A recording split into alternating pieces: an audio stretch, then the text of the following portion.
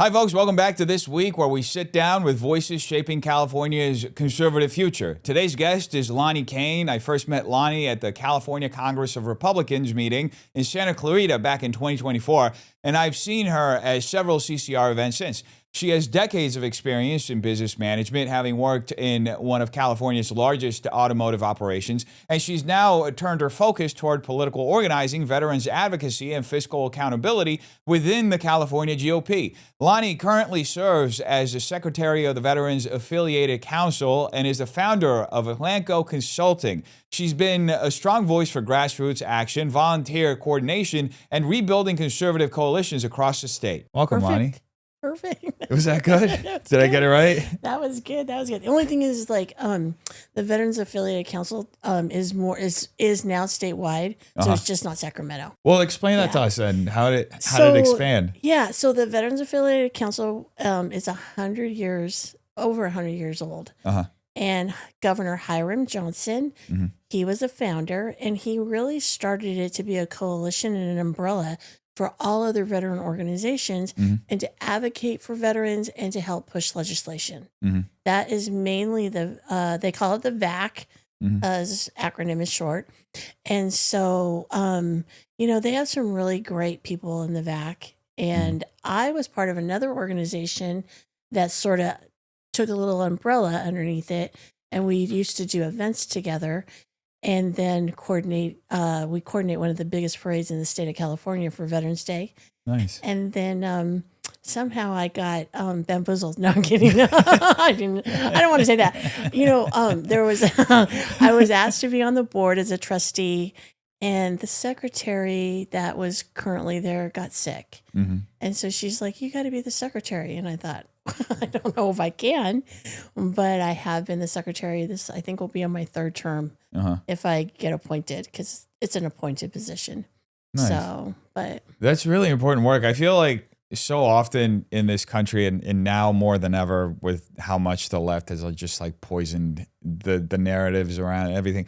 Yeah. But I feel like we forget just how much our veterans sacrifice. Oh yeah, yeah. I mean, they do so much. They do. And so the reason why I'm so involved in veterans, and I have been even before I was part of the Veterans Affiliated Council, is because my family has given over 100 years of service. Wow. Yeah. Well, thank you for that. Thank you. That's amazing. Yeah. So my grandfather was in World War I. My father was in World War II. My brother was in Vietnam. And I have 4 uncles that were military, 2 retired. And so I was the chair of Lake County Republican Party, and I was also the chair of our MAC. What is that? That is the Municipal Advisory Council to the Board of Supervisors. And so I held 2 hats, and one was very partisan, Republican. The other one was nonpartisan. And so the Board of Supervisors, and actually his wife, who was very involved, we did a lot of work together to try to get homeless people off the streets. We got, they had a needle exchange right in front of our senior center. And so we advocated to get that moved out. Yeah. And, we did fundraisers. I did fundraisers even through COVID, and we would donate the money back, a percentage of it, to the veterans. And so I just, like I said, like you said, veterans have given so much. And it feels good. It feels good to give back to the community and to our veterans. And where this was in Sacramento, or this was? This was up in Lake County. So I lived in Lake County for 20 years. And I used to run the Meals on Wheels program for Lake County. And then I also did it for Mendocino County. And we used to run a big homeless soup kitchen up there. Yeah. And so we were always, in all different ways giving back to the community. Yeah. Yeah. That is a great way to give back. It's the homeless situation. I don't know how it is up there, but here, I mean, I've seen you around here, so I know you're down in LA. Yes. Yeah. I mean, I think you've seen just how crazy it's gotten down here. I imagine that it's also happening in other parts of the state as well. It seems like the more money the Democrats throw into the situation, the worse it gets, because it's not really aimed at solutions, but more of like, from what I've seen, they're spending the majority of it on consulting fees instead of actual. Yeah. Isn't that amazing? Yeah. I mean, they can just consult their way all the way to the top of their pocketbook. Exactly. But that's what it but that's what it feels like to be like. Yeah. To be 100% honest, I saw a video of a person who was basically an unelected bureaucrat.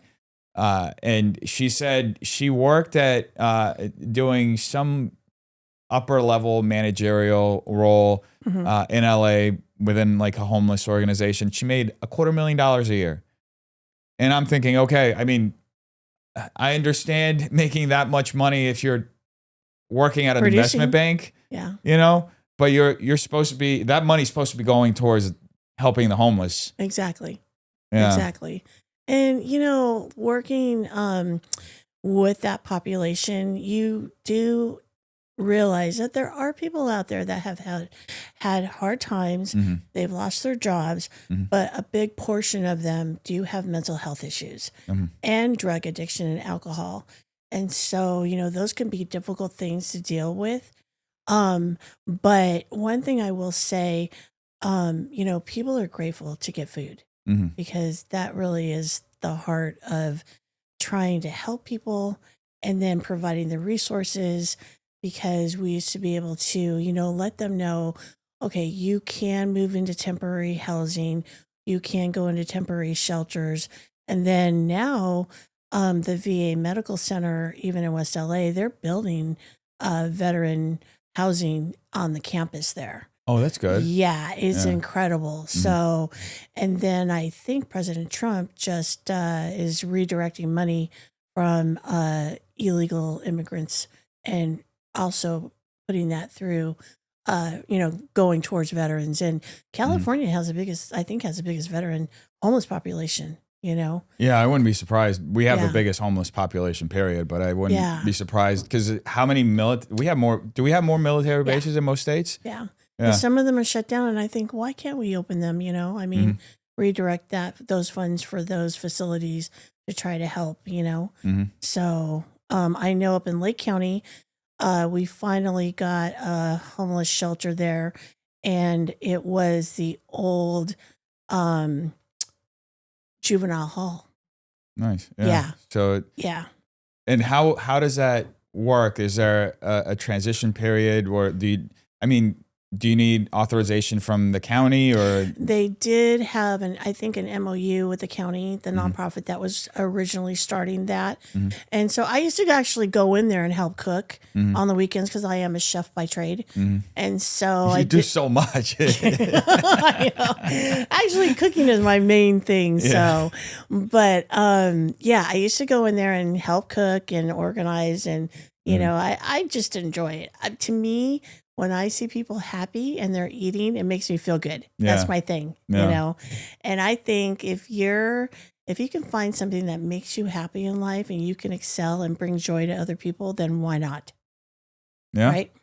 I agree. Yeah. And I volunteered like several times doing that. I usually go down to Skid Row. And sometimes you can tell that it's their only meal of the day and they're trying to like load up.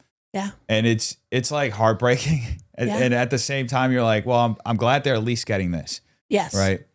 Yes. Yeah. Because the other option is like, what else are they going to do? You know? Yeah.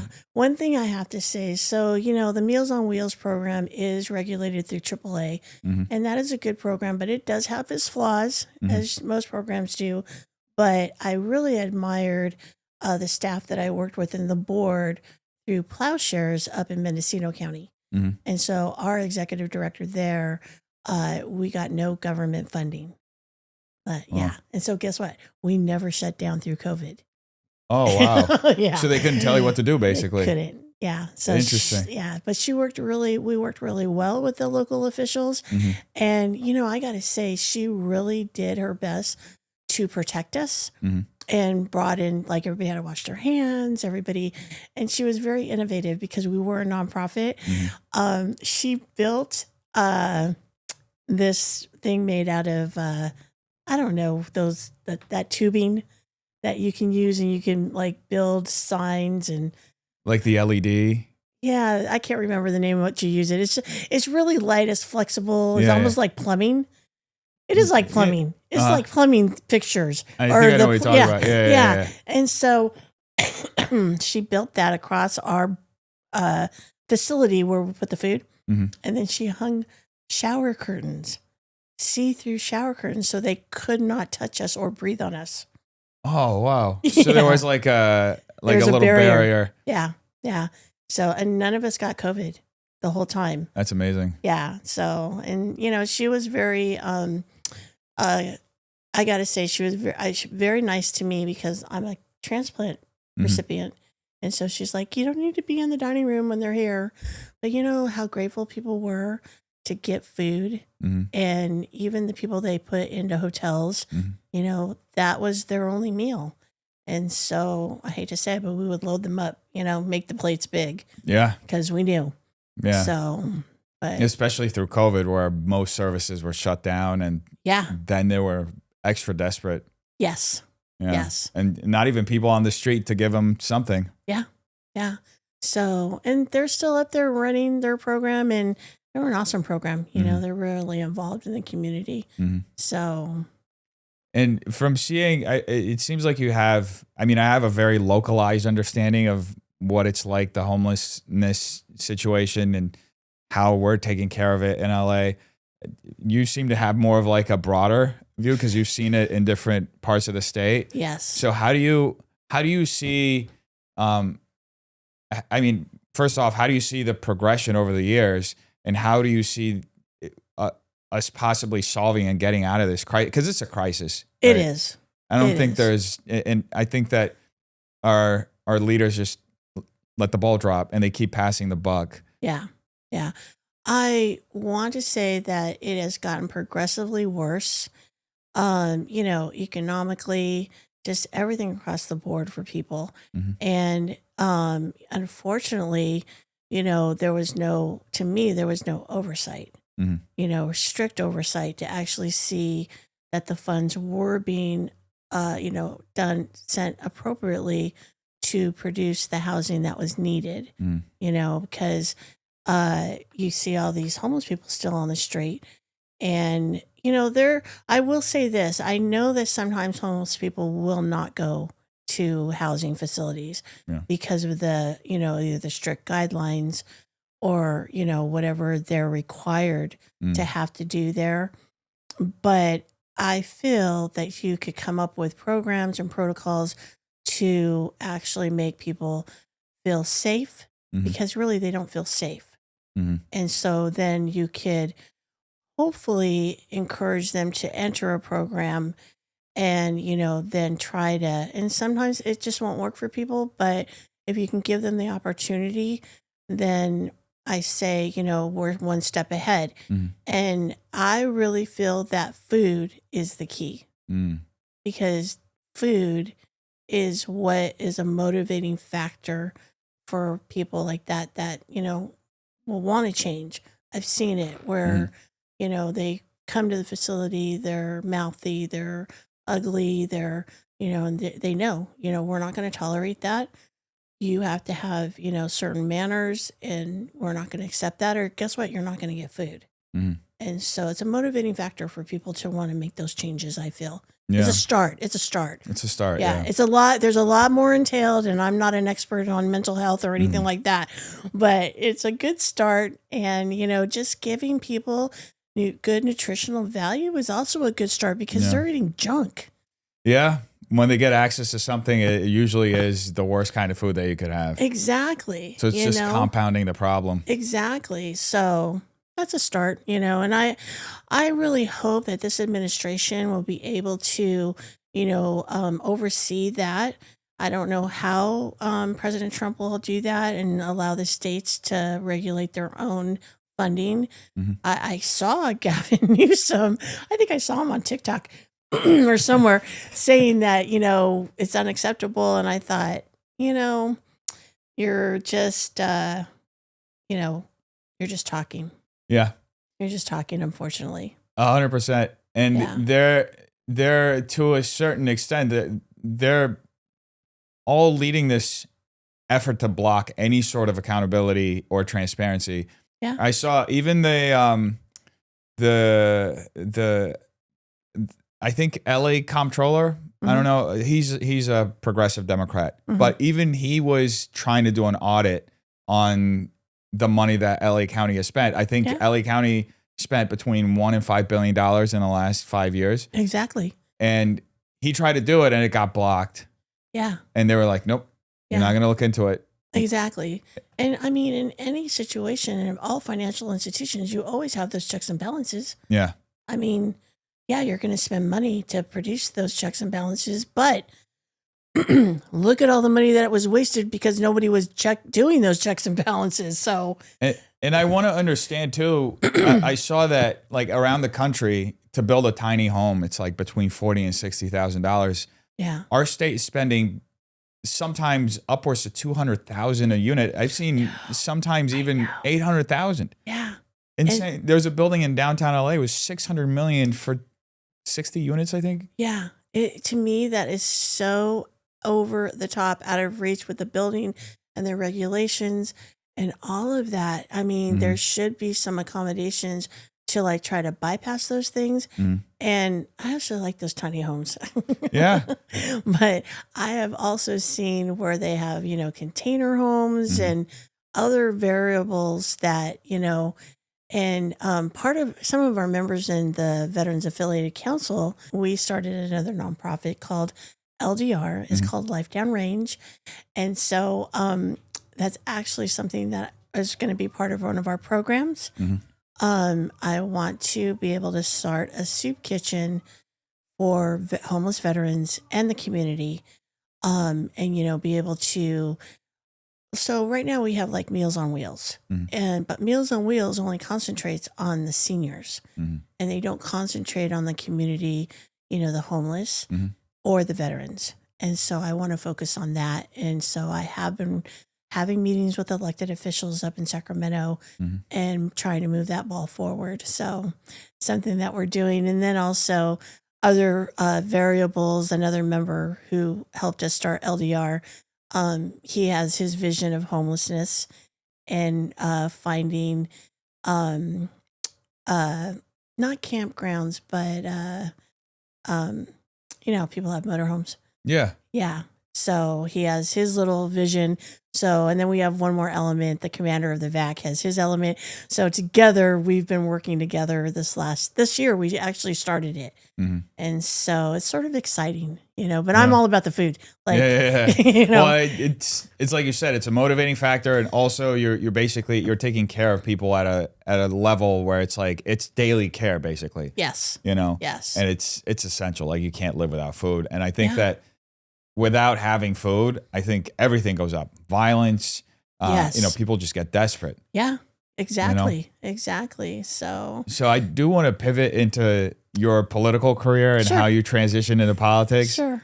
So tell us a little bit about how that happened. What initially made you want to get into politics? I think that's something that I like to ask everybody because everybody kind of has an interesting origin story. Yeah. So what made me get into politics is because my love of veterans and my family. Yeah. And so I was mad as hell of what happened in Benghazi. And so I thought when she put her hat in and I wasn't like Hillary. Yes. Yeah. And you don't even want to say her name. I don't. Oh, it makes my blood boil. What happened. Yeah. I get it. Look, there are very few politicians that I actually have like a visceral reaction to, and she is one of them. Yes. Yeah. And so it just made my blood boil, and I thought, and I didn't know very much about President Trump, just on that TV show, and I thought, oh, that guy can be a jerk, Yeah. And so, but my husband loved him. He read every of his books. He was super excited when he announced. Yeah. And so I did my research, and you know what made me buy into President Trump? What? Because everybody was like, he's not doing anything for veterans. Blah, blah. Well, remember he made that big donation? When was that? Well, that was in 2016. I think he did a fundraiser. He raised funds and he donated the money to different veteran organizations.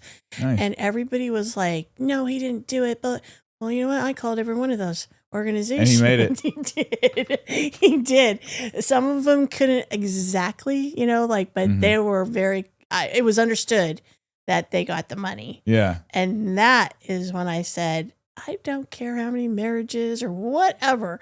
The man did what he said he was going to do. He stood by his principles and what he said he was going to do. Yes. And that's what made me jump on board big time.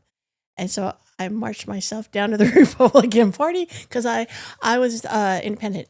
And so no party preference. Yeah. But raised conservative and always was conservative. So my mother, I didn't say this, but my mother was a John Birch. She was part of the John Birch Society. What is that? That is a very, very, some people say, that's far right. Very, very conservative group. And so I was sort of raised with that. You support your local police, you support the president, you support the United States, you respect and support your veterans, especially in my household, know. And so I went down there and I said, are you going to vote for President Trump or not? What's going on down here? Yeah. And the chair said, she goes, we can't tell you that. And I thought, why not? She goes, oh, it's against our bylaws. And I said, what? So they couldn't endorse a candidate? Nope. She said, we can't influence your vote. We cannot endorse. This is before they could not endorse early. And she said, but stick around and you'll figure it out. And so I did. And I became my District 3 representative for our Lake County. And for a short time, I was the treasurer. And then the chair got very sick and almost died. And she, on her hospital bed, she appointed me the chair.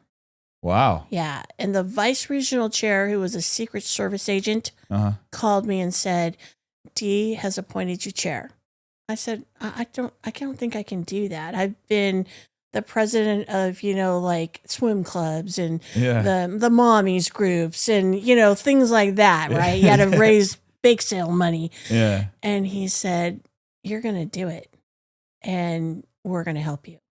So Lake County was very, very active. They had a wonderful chair his name was Randy Ridgel, and then he died. And then the Lake County sort of died, their Republican Party. And so Dee had picked it up and she had it for about a year. And then she got sick and then I picked it up. I got appointed in 2016. I went to my first convention by myself. I was the only delegate. And little by little, I started to understand the process and I started making goals. And then I just was the chair for 6 years until I had a tragedy. And I'll get into that later. But, when I was the chair of Lake County, it was sort of the North versus the South. And so North of California versus the South. Yeah. And I thought, I made friends and I said, we need to unite up here in the North. We need to come in strong at these conventions. And so I was the founder of the Republican Rural County Alliance. And I had 30 counties in that alliance. Yeah. And we had trainings and we had multi-county fundraisers and we, used to get in secret meetings in the conventions and we would have meetings. And, I built a lot of good relationships through that organization. And then someone called and said, I'm going to retire and I would like for you to run for chair of chairs. And so it took me almost a year to figure out if I was going to do it. And what's the Chair of Chairs? The Chair of Chairs is an organization through the California Republican Party that they represent every chair in the state of California, every county. Oh, wow. Yeah, 58 counties. So it's like effectively the head of the counties. The counties. Yeah. And so I don't really look at it that way. I looked at it as that I was representing them. And so and you'd be representing them where?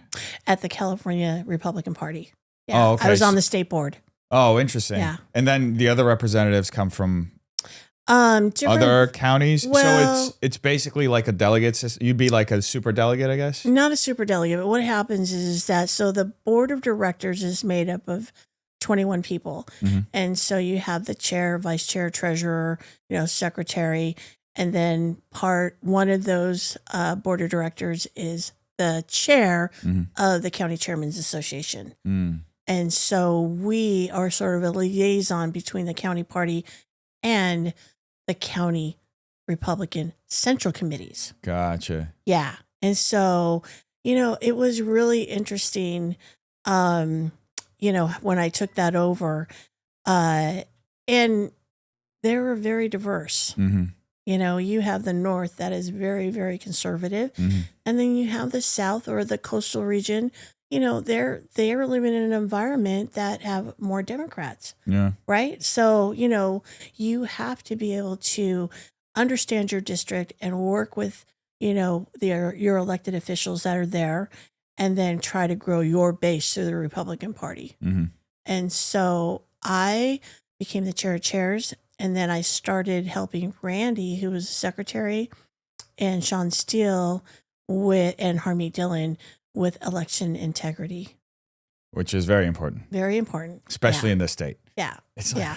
So I was one of the founding members of election integrity through the state of California, Republican Party.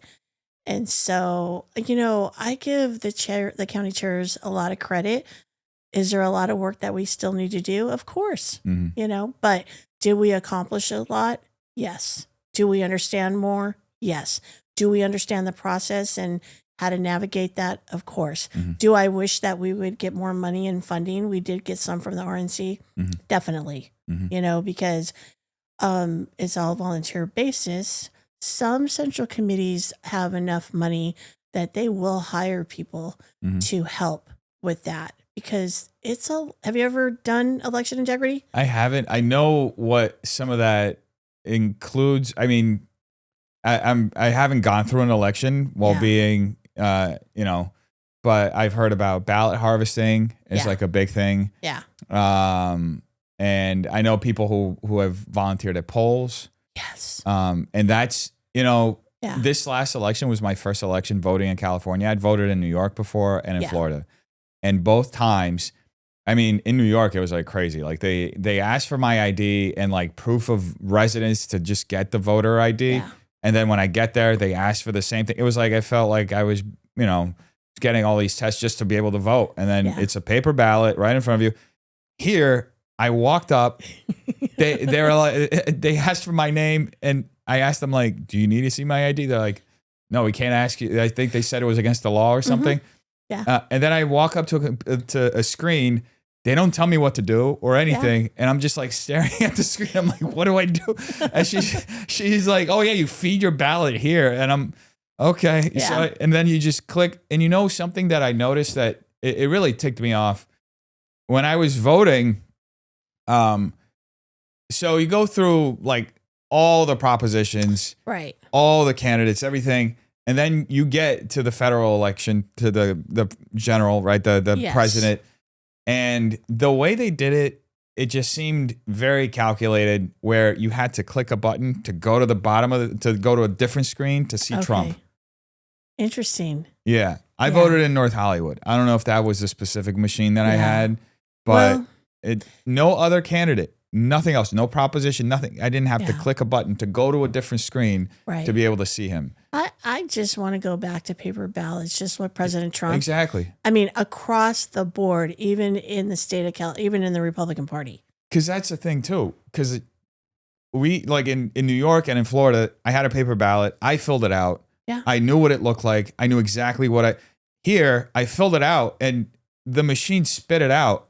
And to be honest with you, I don't even remember if if it actually had all the circles or if it was like just had numbers or whatever it was. Right. Like it's no verification. It doesn't give you a warm, fuzzy feeling that, what I wrote, what I circled in there, or what I hit actually got recorded as that. Yeah. Right. Yeah. So there's just so much in this state that I think Democrats have done to, for years, I remember they would just cry about gerrymandering, especially in the South. And I mean, they've done so much worse across the country. Yeah. They've done a human form of gerrymandering with all the illegal immigration they did and putting people in different parts of the country and then just obfuscating the whole electoral system the way they have. It's just like, I mean, it's just people really need to stand up and, you know, I know Carl DeMaio and Bill O'Shaley before he left have an initiative for voter ID. Yeah, I saw that Carl DeMaio, Right. And, you know, really that's the beginning. But I would love to see the machines gone. Yeah, just me too. Period. And I know that some counties, they actually, you know, went back to paper ballots. And of course, the legislators and, you know, the governor went after them and tried to get the Board of Supervisors recalled. And I mean, it just gets really ugly when we, the people, demand it and you actually will stand up and fight for it. What are they going to do? Yeah. The pressure. I mean, people just don't understand how much power they really can have. I experienced that when I was the chair of my MAC and stopping big box stores coming in from Lake County. Yeah, people were not having it. They did not want it. They wanted to protect their small, you know, businesses, family-owned businesses. And we really put the effort and the pressure and the power to stop it. And we did. Same thing with the needle exchange. And same thing with the mask mandates up there. And so that was going on up in the north. But I think people just, you know, they're busy, they're working. But when is it going to be enough? Yeah. When will you stand up? And I don't even think people know how to do it. You know, like we need to take a class. Like so many, but that's, you know? It's funny you say it because it's something I've talked to other people about that they rely on making the system so complicated so that you are discouraged, because the moment you start realizing just how much bureaucracy there is, you know, just how many layers you have to get through to be able to start seeing some action. Right. It's purposely designed like that. And the fault is solely on the Democrats. They've had a stronghold on this state for 50 years. Yeah. Maybe more. Who knows? I don't count Schwarzenegger as a Republican. He was like he was a Democrat. Let's be real. Exactly. So and when I'm talking about being organized, I'm talking about like you going to the capitals with those committees, standing there, voicing your opinion intelligently. You know, not getting out of pocket. Yeah. And you know, just you got your however many minutes you go, and everybody is organized. And that is stuff that we did in Lake County where, you know, nobody went over their 3 minutes. Everybody knew exactly what they were going to say. They had their signs, and that is organized lobbying. And it's effective. Yes. It's very effective. Very effective. And that's grassroots lobbying. And, you know, people just have to be able to do it. And, you know. So that, you know, that makes me think, because the left is very organized with that kind of stuff. Yes. I see it. I go to the Board of Supervisors meeting here in LA, you know, relatively like frequently. Yeah. And I see them.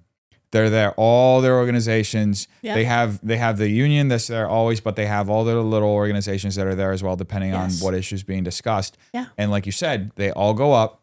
They all have their talking points. Yes. They're all very sharp, and none of them get emotional. They just go, say it, read it, boom, boom, boom. And it was crazy, because I'd been going for a while, and during their last one where they were taking you know, remarks for statements for the budget, I wanted to say something, so I signed up. It was the first time I ever made a statement. Good for you. It was terrifying, because it was the first time I ever did it.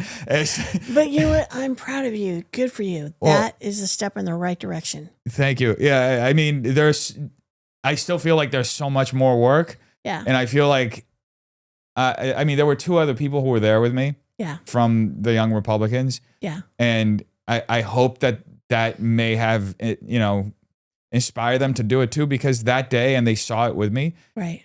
Everybody was hitting the same talking points, and they were all liberal leftist talking points. Yeah. I was the only one who went up there, and instead of asking for more money for this or that, I just asked for accountability. Good for you. And I was like, can you guys do an audit on the homelessness? Right. Where all that money went, you know? And, you know, I don't know how effective that is because I'm one voice in the middle of like, I don't know how many speakers that day. Right. But it was. But even a little pillow can make a big wave. Yeah. And it's a start. Yeah. You know, and you'll gain momentum, and your experience there will bring more. And just you have to ask, you know, you really literally have to ask. It's almost like a machine, a political machine where people are calling, you're doing this, you're doing that, you know, that common, the communicator, you know, that's what I call it. So, Yeah. but good for you. Yeah. I feel, I mean, I just talked for 1 minute. I don't want to, you know, I appreciate the kind words, but I feel like there's so much more that I could have done. And I feel like it just felt like, you know, it was good to throw those 2 cents in there. I felt like I was able to get this different perspective in there, our perspective, you know, a conservative perspective, which often, especially in LA, isn't, you don't hear as much. No. Because let's be honest, like, most conservatives or Republicans, we have jobs. We're like out working. It's hard for us to take, you know, it is 7 hours off to go and sit at a board of supervisors meeting here in LA because it starts at 9. They spend the first 2 hours giving each other awards, and then they start debating it, and then it ends at 6 or 5 or 6 p.m. Yeah, you guys they have long ones here. They have very long ones. Yeah. Yeah. So I don't know, you know, the 2 people who went with me, like one of them was between jobs and she said like she had 2 weeks between jobs. So she was, you know, she's going to have to go back to work so she wouldn't be able to come back. And the other one took like the day off to be there. Right. So, you know, and somebody actually told me that a lot of the union folks who were there are getting paid to be there. Yeah. Isn't that incredible? It's crazy. Yeah. Yeah. You know, so they're getting paid for their activism. Yeah. Because it helps the union at the end. Right. But what about their pensions? No, I'm kidding. I don't know. Let's not get into that. Are they going to get them? No, I'm kidding. You know?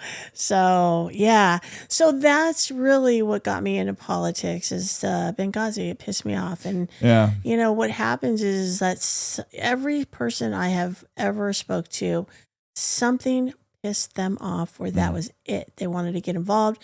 They got, you know, and so I always advise people, you know, get involved in your local organizations and then, you know, see if it's a good fit.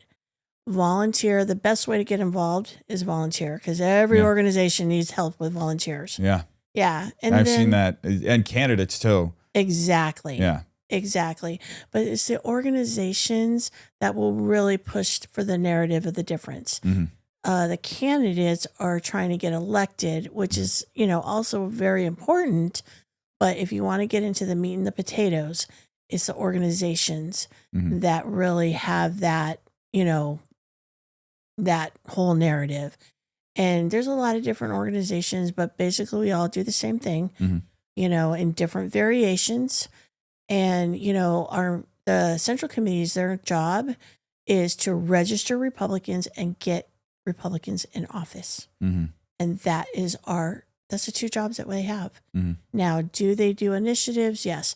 Do they, you know, do fundraisers? Do they give money to other things? Yes. You know, I'm not opposed to any of that. But when we can find people that will run for office close to our values, because you're never going to find anybody that's 100%. You know, you're lucky if you get 51%. Yeah. Especially in California where it's like, yes, yes.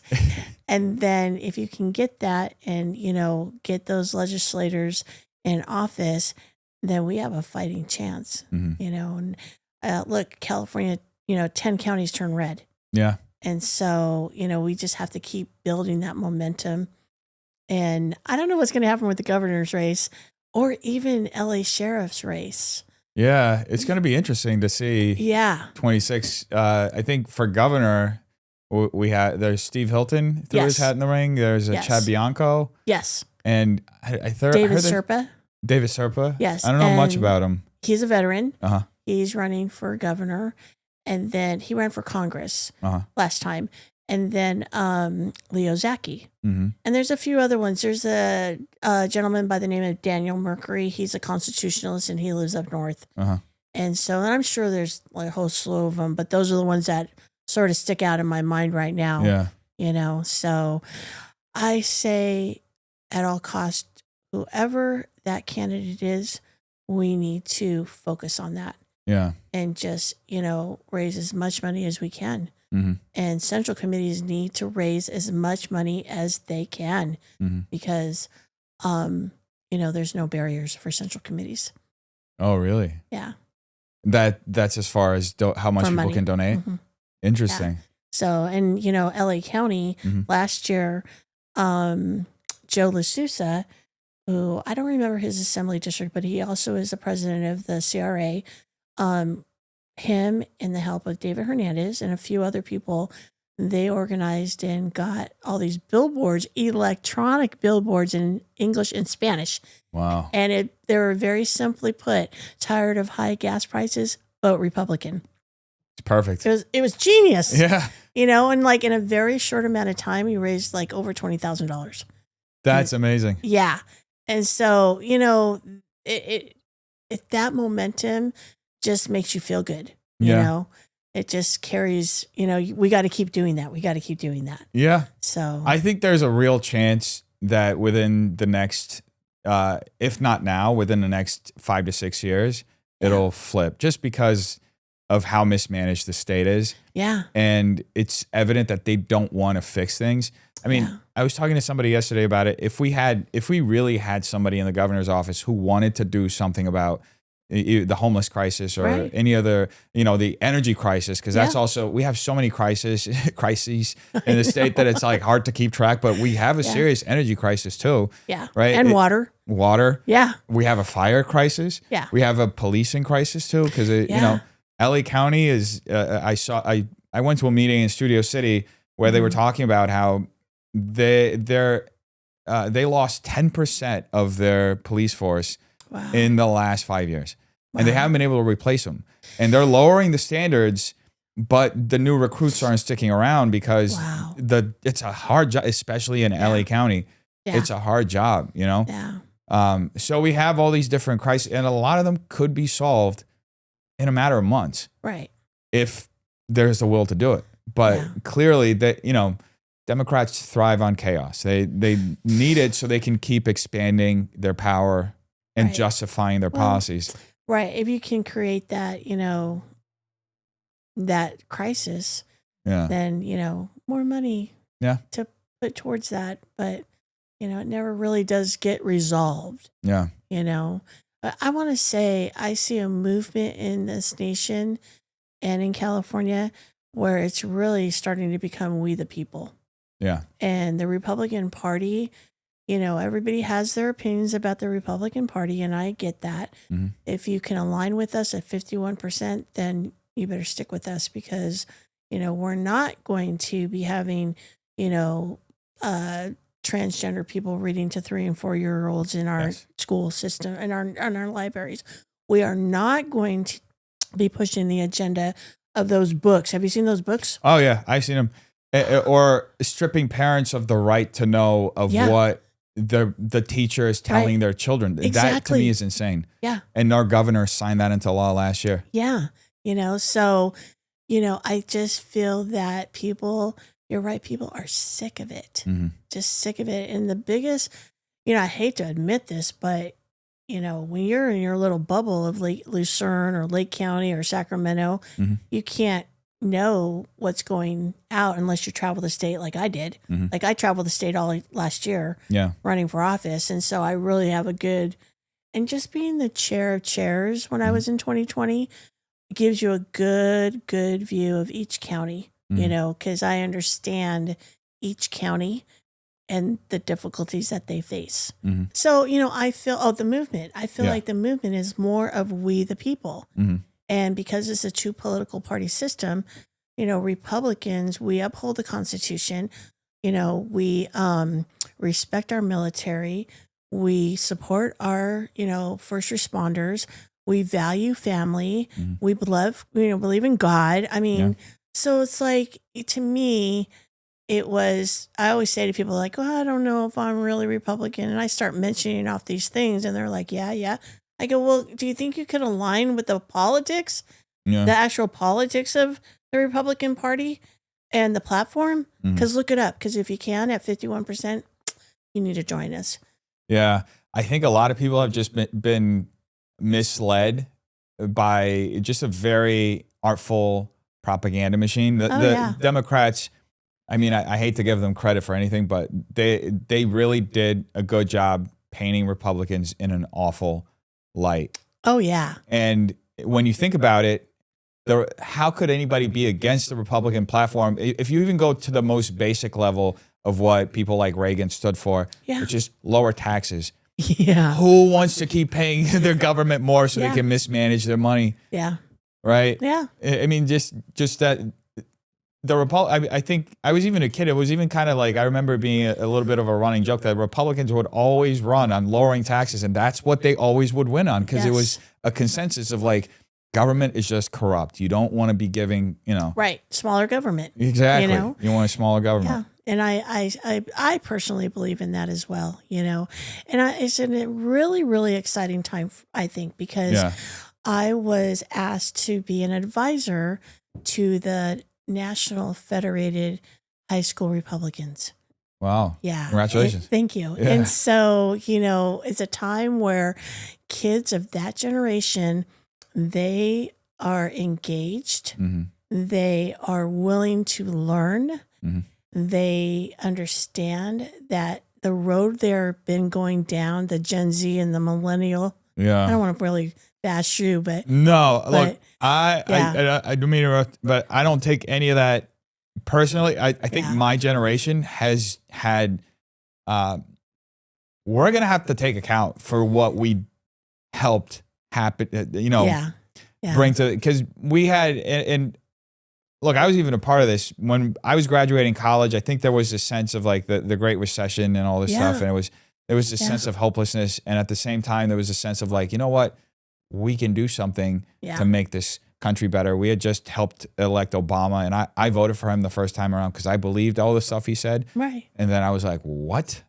I'm supposed to have health insurance, but now I have to pay 3 times more for some reason. Oh my God. Ridiculous. Yeah. And but we're going to have to, my generation loves to point at the boomers and say, it's all your fault. But what we have done culturally for America is for the history books. Yeah. Yeah.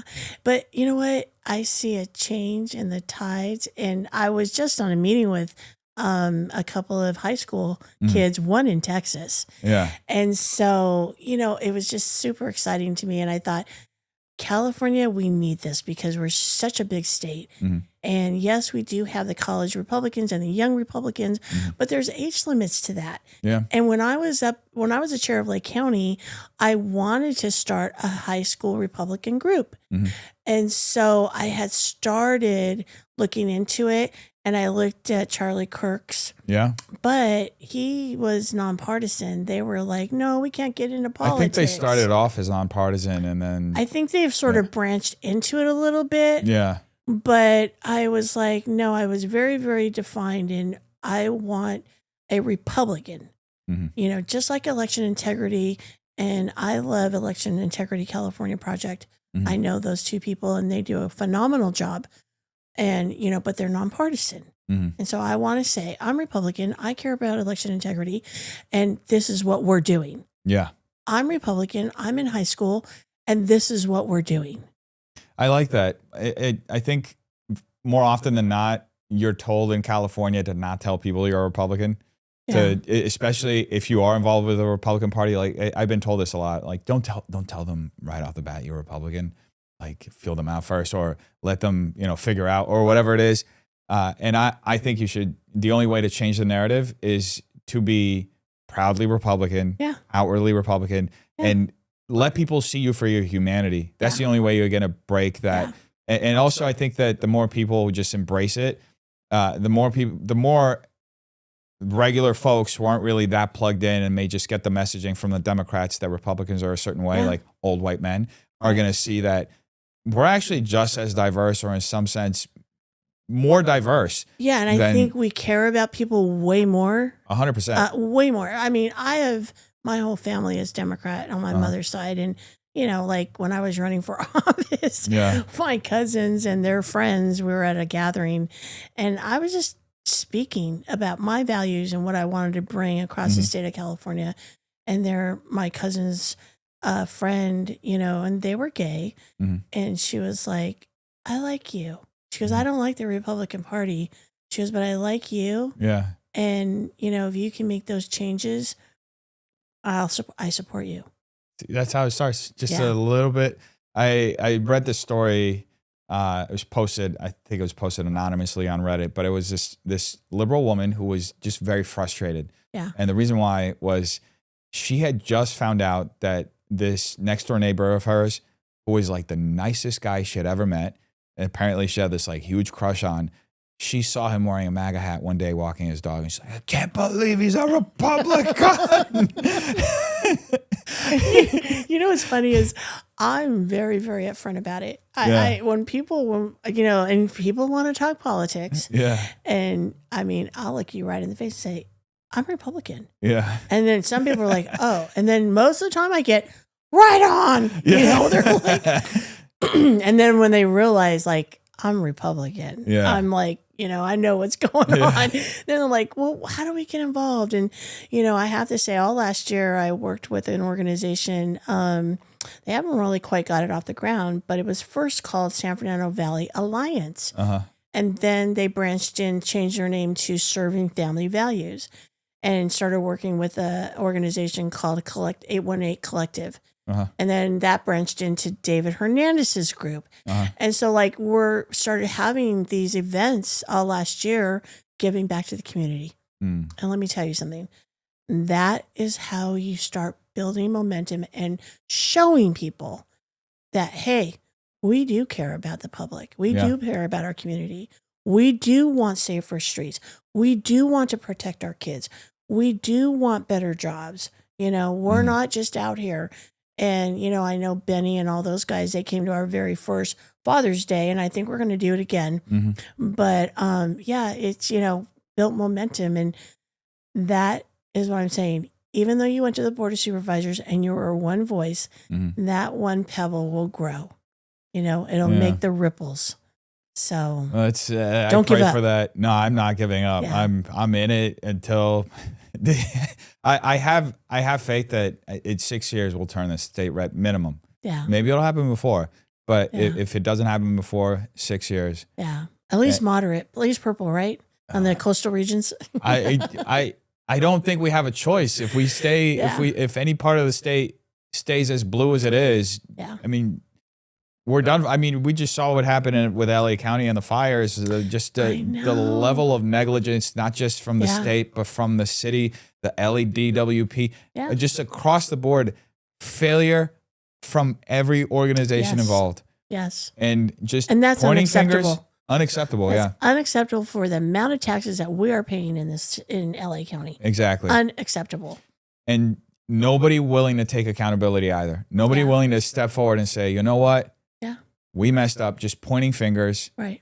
And it's just that level of cowardice, especially when you're then asking for more money. And that was one of the things that really ticked me off about the week before the Board of Supervisors had their hearing about the budget, they approved $600 million for homelessness again. Wow. Right. And then they're talking about doing budget cuts. And then they're talking at the same time that the budget cuts are going to be on police, right, on public safety, and with the fire department. Which, like, why? How are you doing this? How are you justifying this? And then they're also talking about this lawsuit. LA County had this lawsuit, this massive lawsuit, that billions of dollars was the judgment against LA County, and they're basically until 2050 they're paying over $100 million a year back for this. So that's part of the reason why the budget, the county is so deep in the red that, you know. Yeah. And how do you operate like that? They're trying to raise taxes again. They're trying to do the different bond. They tried to lower there was a proposition to lower the threshold for issuing bonds. Right. There were two different ones, and none of them, I think one of them passed, the other one didn't. Can we get a forensic audit of all the expenditures through the county? Please. Yes. And then we can start going through line by line and saying, okay, we don't need this. We don't need that. You know, the first thing I would cut, when the fires were happening, I saw the head of the LADWP, the woman who made the choice to empty the reservoir or leave it empty because it was empty before. She makes $490,000 a year, I think. Wow. To do what? That's a good question. That's a very good question. I wish that, people who made that much money, unelected bureaucrats who made that much money, there was some level of accountability of like, we voted, on how much they could, the ceiling of how much they could make. Exactly. Back in the day, that all was our elected officials or our members. I want to say, I think they were, I don't want to say they were volunteers, but they did not get salaries like that. Because the interest was like, you were helping your community. You weren't enriching yourself off of your community. Right. More of a volunteer thing. And I say, go back to that and you're going to see a lot of changes. Oh, yeah. A lot of changes. You're going to see all the opportunists pack up and leave. I know. Maybe they'll go to Mars with hopefully. What that girl's name that went up there or whatever she did. I don't know. That singer.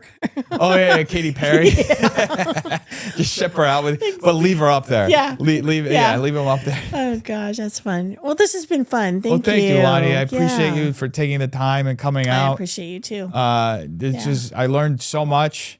Let's end by, if you want to look into that camera and tell how people can find you. Sure. So, my name is Lani Kane, and God, I'm all over social media. Yeah. Yes, I'm even on TikTok. I should admit that, huh? Yeah. But I was on. I got banned on TikTok. You did? Yeah. Oh my gosh, I'm pretty careful about it, Yeah. But actually, I do have a website. It's at lancoconsulting.com, and so I do help organize volunteers for campaigns and events. But I am a chef. And I had my own catering company for years up north and did a lot of political events up north. And so after a horrible tragedy, I'm a COVID tragedy survivor. I lost my taste. Oh, wow. Yeah. And so I actually went and helped a candidate a couple of weekends ago. And I told the chair there from, I don't remember the assembly district, but I said, Denny, I go, come and taste this. And he's like, it's really good. And so I'm contemplating starting that again at a smaller level. Yeah. Because I had all the equipment, everything. And, after, so I got COVID, passing out Christmas gifts to my community in 2021. And then I was in ICU for the third day I was in ICU. I lost my husband of 34 years. I'm sorry to hear that. I know, me too. And so I was in a coma for 2 months and in the hospital for 6 months. And pretty much didn't think I was going to survive. I thought I couldn't walk. I couldn't talk. I couldn't do anything. Yeah. Yeah. And well, I'm happy you're here with us. That's crazy. It was crazy. And so long story short, here I am. God, I got to tell you something about the Republican Party. And some people say, that's not true. Well, you know what?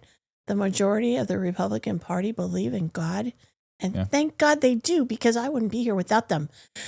And I know a lot of Republicans in the state, but every Republican if I didn't know them or knew them, prayed for me. And I don't think I'd be here without those prayers. I believe in prayers. They saved my life. And I'm thinking about maybe I'll go back to what I love the most, and that is cooking. So, because I love to cook. Thank you for sharing that. That's amazing. I believe in the power of prayer too. Me too. Very powerful. Me too. So, thank you. Thank you, Lani. This was fun. Is there your social media handles? Because I think you gave your website, but you didn't give your social media. My handles. social media, so it's LANIKANE on Facebook. TikTok, what am I? I think it's Lani K. Yeah, 26. And Twitter is Lani K 26. And I go under a California constitutionalist. So nice. Yeah. Well, thank you, Lani, for joining us. This was amazing. Thank you. Thank you for getting vulnerable too at the end. I appreciate that. And I look forward to seeing everything else you're going to do for the state. I think it's honestly, I love talking to people like you, because I get to see just how much people in our party, especially, are doing selfless work to save our state. Yeah. And it's really it's humbling to know that we have great people like you in our party. Thank you. And I want to thank you for. I appreciate that. Thank you for coming down. And we're not alone. There's a lot of people in our party that feel the same way and have the same convictions and values. So I'm blessed. I'm blessed to know those people. Yeah, and we're blessed to have you. Thank you, Lani. All right. All right.